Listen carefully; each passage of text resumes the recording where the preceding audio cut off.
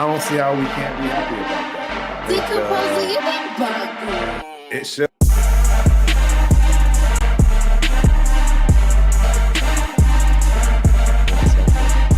So I immediately set myself up, to expect the movies.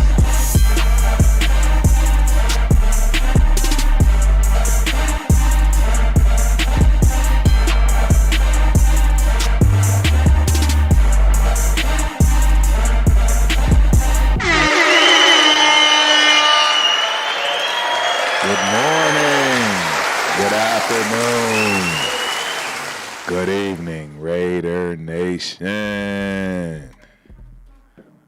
What's going on, family? Give another clap, Please, let me know if you can hear me. I want to make sure I'm starting this off properly. I think I finally got it going. After getting my reboot. As you know, this is a Turf exclusive. And we are absolutely going in. We got one person to discuss today. Yeah, I'm a little excited about this person. Hasn't been a Raider for that long. Sweet. Appreciate you, boss. Yeah, hasn't been around that long. I think he hit the ground running, did his thing right away. We're gonna break them all down. We're gonna go one by one, and today it just so happens to be this guy right here, Mr. Marcus Epps is in the building today. Marcus Epps, man. It's weird this week he doesn't have much, but Turf is gonna dig. We're gonna figure it out as best we can. I'm gonna go right on in and dive in. Marcus Epps is an American football safety for the Raiders in the NFL. He signed with the Raiders in March 2023 on a 2-year contract after playing with the Eagles, where he participated in all 17 regular season games in 2022 and had notable performances in postseason. Epps started his NFL career with Minnesota, who drafted him in the 6th round of the 2019 draft. He played briefly for the Vikings before being claimed off waivers by the Eagles later that year. Throughout his career, Epps has been recognized for his tackling ability and contributions on special teams. Right, so in addition to his professional achievements, Epps played college football at Wyoming, where he started as a walk-on and earned a reputation as a team leader, serving as captain during his tenure and being recognized for his significant contributions on the field. His journey from college to the NFL reflects his strong work ethic and dedication, making him a valued player on the Raiders roster. Who all believes that? Who all thinks that? What are y'all thoughts on that? I think he's been a fabulous addition, to be honest. I don't know. Like I say, though, we gotta, we don't just, play favorites when it comes to this grade report. We go in pretty heavy with it. So absolutely, it is time, ladies and gentlemen. We gotta start digging. I pulled it up, but I'm going to keep talking a little bit. As far as Mr. Epps' pre-draft measurables, right? 5'11" and 5'8", so he's 6 feet. We'll let him pass his 6 feet. You know what I'm saying? I think that passes the rundown test, so we Gucci there. 191 pounds, solid dude. Arms 29 and a half. 10-inch hand span, so he's got those mitts, baby. He can get out there and catch the rock. 4.55 40 speed. That's impressive. I wasn't expecting that. I'm not going to lie to you. I thought he was going to be like a 4.6, 4.5, 4.6, 4.65 kind of guy. 1.5 on the 10-yard split, 2.7 on the 20. 20-yard shuttle was at 4.07. 3-cone drill, 6. And vertical jump, 38 and a half. So, hey, rundown. Even without having that height that you like, those 6'2", 6'3" guys, He got vert, man. He can get up. Pause. No diddy. Yeah, broad jump, 10 feet, 4 inches. And he banged out 17 reps on the bench press, man. This kid's an overachiever. He's absolutely an overachiever in my book. He came from, he's born and raised in, I want to say he's born and raised in California. Yeah, he's born January 27th. Shout out to those Capricorns. 96, out of Burbank, California. Went to Edison High School in Huntington Beach. So, yeah, you already know. Wyoming, his career was 2014 to 2018, which you can see on the board that we are about to dive right on into. His career NFL stats, they have is 275 tackles, 2 forced fumbles, 1 forced recovery, 18 pass deflections, and 3 INTs. So we're going to break those numbers down in those very next slides. But as of right now, we are absolutely going to, how rude of me. I'm not used to it, but here it is. I'm trying to figure out a way to, I don't know how to do that part just yet, but what I will say is shout out to my guy, Steve Jones. Appreciate you. You let me know it's loud and clear. My guy, Charles Washington in the building. Good to see you, brother. Yeah, the grind is real, my God. And y'all already know, if you're listening to me now, you got about 45 minutes to one of the dopest shows on the planet, and that is the Raider Rundown Show. Coming on at 4 o'clock Central, 5 o'clock Eastern. He's about to rip it. I can't wait to hear the kid's amazing when it comes to the stats and the breakdowns of what's going on. So, yeah, let's get right on into it, ladies and gentlemen. I'm diving into these college numbers. So, it's a little bit of a weird, I guess, freshman. Yeah, he came in as a redshirt freshman, I believe. But the way the chart is showing, he's got 2 sophomore years. Probably a typo. But, yeah, 2015 as a freshman, played 11 games, 59 tackles, solo. Assisted 24 for a total of 83. 2 tackles for loss, 2 interceptions. 27 yards on those 2 interceptions, 4 pass deflections, and a forced fumble. That's his rookie year as college, man, his freshman year. Mind you, this kid did not get a scholarship. He was a walk-on at Wyoming, to my knowledge. I believe he earned his scholarship after walking on, obviously, which is really strange. I would have expected him to ball out based on the measurables and things that we've seen and heard already alone. But yeah, obviously got his shot, blew the doors off the hinges, if you will. 2016, 14 games, they're bowl eligible, right? So these are bowl stats included in this, but 14 games, 72 solo tackles, 39 assists for a total of 111 tackles, 6 of them for loss, 3 interceptions, 94 yards on those. You know what I'm saying? 31 average, a touchdown, 6 pass deflections, 3 fumble recoveries, and 2 forced fumbles. I mean, Jesus Christ. This is what you're looking for, right? The progression is real. That's got to be his best year. And yes, there's no topping that year, ladies and gentlemen. You're not going to do better, bottom line. And now everybody knows about you. You weren't a secret anyways, but now they're definitely game planning for you all game. When they hand out that packet to all of the wide receivers, running backs, linemen, during offensive meetings and so forth, game planning, you're all over it, buddy. Guaranteed. So 2017 out the gate. 13 games, again, bowl eligible. So they got bowl stats in here. 42 solo tackles, 26 assists, only 68 tackles total. 5 of them for loss, though. 1 sack, 4 interceptions, right? Wow.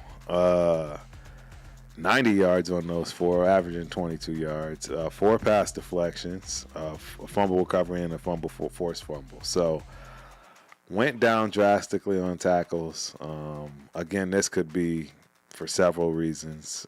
Obviously, just staying away from them, right? I mean, that's what it looks like every team did after the fact. After those first 2 just gigantic years, it was whatever you could do to stay out of this guy's way. That's how I look at this. That's exactly how I view this. So, yeah. Easily a tough season based on game planning. And then his final season. They weren't bowl eligible, so they clearly didn't have a good season at all. Anyways, when was Josh Allen there? I don't think, he's too young. I think he's younger than Josh Allen by just enough. But yeah, 2018. 12 games, 41 solo tackles, 21 assists for a total of 62. So the progression, the production went down, honestly, right? Not even going to try and lie about it. Production went down. You got 5.5 sacks, so at least your sacks went back closer to where you were in your highest. 1 sack, no INTs, right? Had 8 pass deflections. So obviously, you were trying. 1 forced fumble. I mean, these are safety numbers, ladies and gentlemen. You can't ask for much.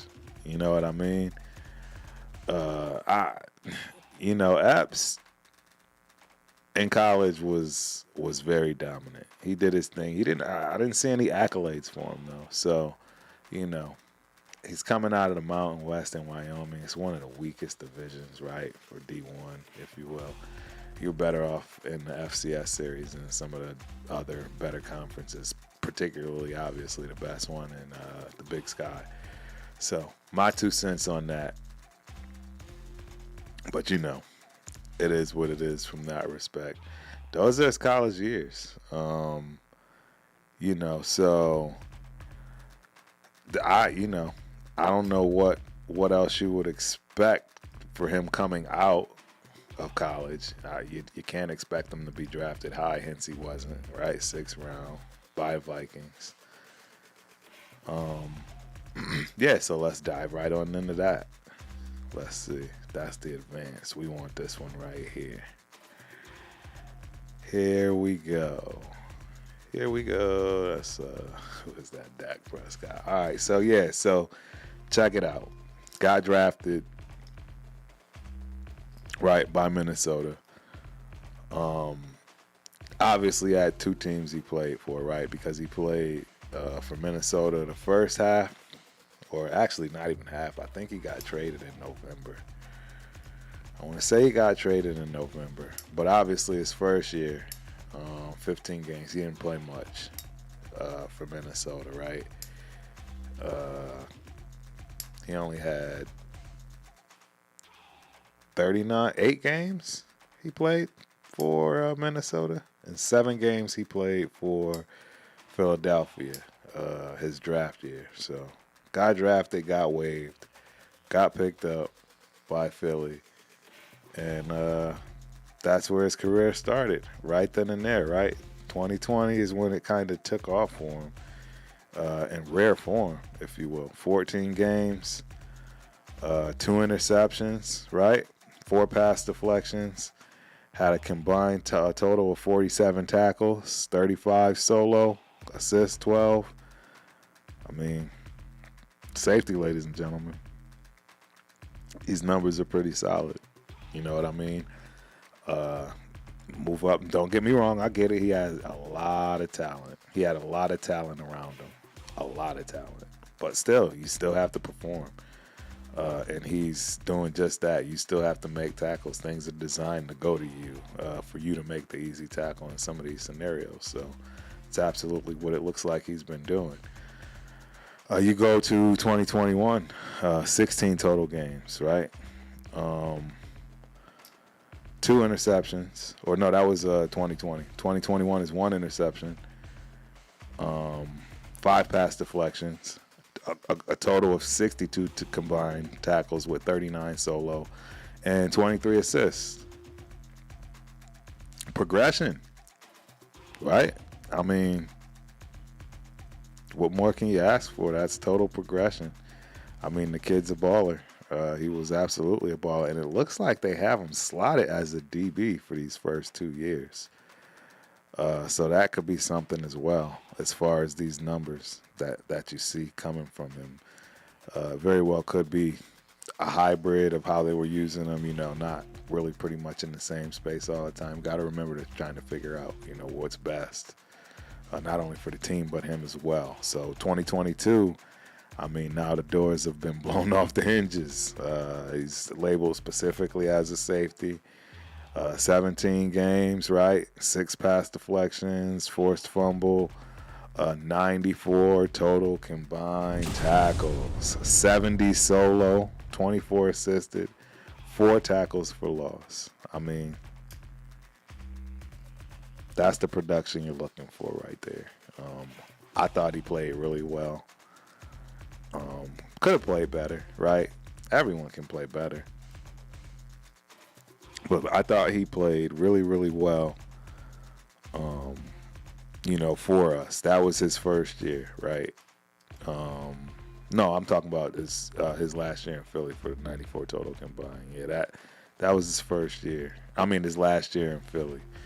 2023 is his first year with us, right? Where he's got 3 pass deflections, 1 forced fumble, 1 fumble recovery, and 66 combined total tackles, with 41 being solo and 25 assisted, with 4 tackles for loss again. And that was last year for us. I think very solid, very respectable. We do know that he is on a 2-year contract, so he's under contract for this year, and that's it. And, a lot of people are asking what's up with the money Tom Telesco's holding on to. Maybe there's plans for him to ball out of control in his his contract year, which is this year. And let's see what happens, right? I'm impressed. I mean, I don't know what you guys are going to think on my grade here. That's going to be an interesting conversation. Yeah, I did want to bring up his last and final chart. And this is the advanced. I wanted to try to just go through that because these numbers for pass coverage, right, which is really what you're trying to look for as an importance. I'm assuming the higher up, the better. Or no, maybe not.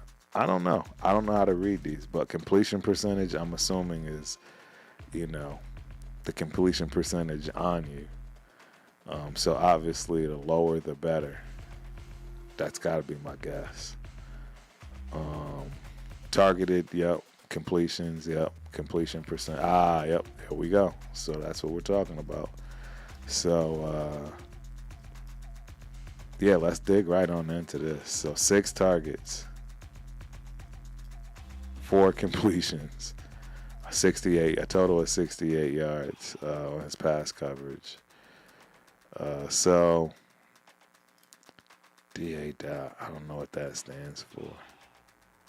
Yeah, interesting. I'm going to dive into that. Yards after catch, obviously. Blitz, right, which we know he doesn't do a whole lot of.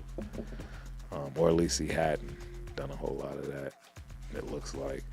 I'm going to look at those second half stats over there, but we're going to break down these pass coverage stats based on interceptions and targets and completions. Looks like he did pretty well in Philly. 81%, 78% completion percentile. That's kind of tough, but that's for 280 yards, 230 yards, but that's the whole season. These things can't always be, you have to really see them in context, right? you absolutely have to see these things in context. A lot of times it may not be his fault. Yeah, that's just the easiest way to explain that, right? He may be in the right coverage, but trying to help someone, and all of a sudden these stats get put on him. I have to look at it that way. You know, all I can say is you can see the progression, right? And that's what I wanted to just point out in this particular chart, because I still don't 100% fully understand it, but I know enough to know things got better year by year, right? And he's back down to his lowest completion percentage against him since starting the game. So, yeah. And there you have it, ladies and gentlemen. That is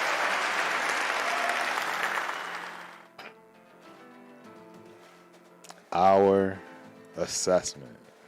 And, of course, Turf is ready to give his closing thoughts. You know, I thought Epps was a great addition to the team. I really did. It was needed. It was necessary. It did its job. I think we should be happy with what we received, what we got. He's a team player. I think this is the year that he acts a fool. He shows out, right? It's his time to shine. He's in the contract year. You tend to, do your absolute best in the contract year. He's still young, 6 years in the game. So I expect to see an awful lot out of this kid this year. He should play lights out, period, point blank. And I'm going to challenge him, because some might say I'm not being fair with this grade. From everything that I've seen, this may be one of the hardest grades, but maybe it's, my way of pushing. Maybe you guys will agree with me. Maybe you guys don't think it's harsh enough. With that being said, Marcus Epps, you are getting a B- from Turf. B as in boy. B-. Could have been a B. I wanted it to be a B, but I just didn't see enough production. Those completion percentage numbers, a little scary, right? Even without the context. But I think it's fair. You guys tell me. Please comment, like, subscribe. Let me know. B-, B as in boy, minus for Marcus Epps. So you got about 28 minutes till it's time to go kick it with Rundown. His show is about to be live, and then of course tonight, 8 o'clock Central, 9 p.m. Eastern Standard Time, you got Spicy and Shield Talk. And obviously, Thursday, the Turf and Rundown Show. Some call it the greatest show on earth.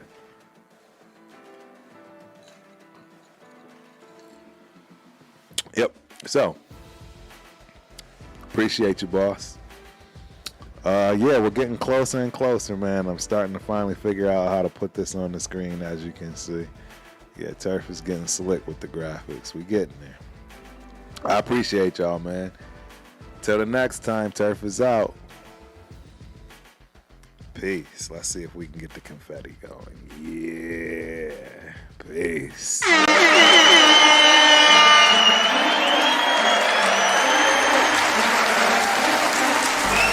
I don't see how we can't be happy about that. It should.